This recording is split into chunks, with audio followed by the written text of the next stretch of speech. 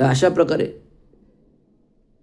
केंद्र सरकारने 2014 पासून सरकार आल्यापासून राज्यातील सर्व नगरपालिका, महानगरपालिका अपंग केलेल्या आहेत. त्या एक टॅक्स प्रणालीमुळे ऑक्ट्रॉय बंद झाला, सगळा महसूल बंद झाला, रोकडा इन्कम बंद झाला, स्थावर मालमत्ता, पाण्याचा टॅक्स, इतर जाहिराती टॅक्स, शहर विकास टॅक्स आदी मूल्यावर नगरपालिका, महानगरपालिकेला अवलंबून राहतं आणि दर 3 महिन्याने GSTद्वारे टॅक्स येतो शासनाचा.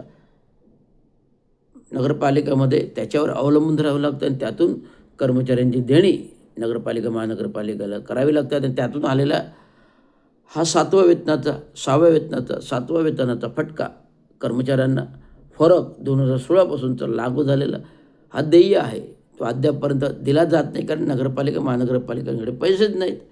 परंतु गेल्या 2.5 वर्षामध्ये एवढा अफाट निधी विकास कामांसाठी आला.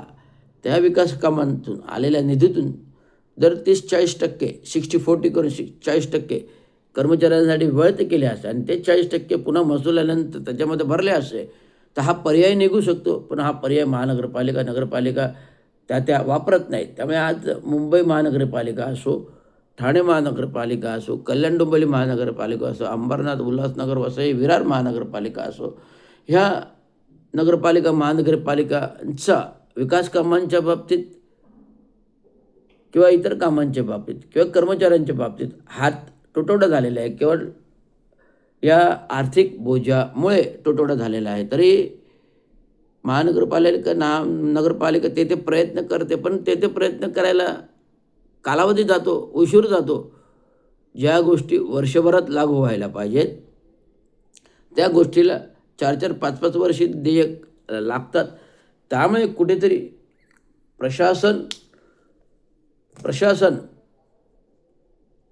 1 पाऊल, 2 पाऊल, 3 पाऊल मागे जायला लागतं आणि कर्मचाऱ्यांना प्रलंबित प्रश्न जे थकीत देणे तसेच प्रलंबित राहतात.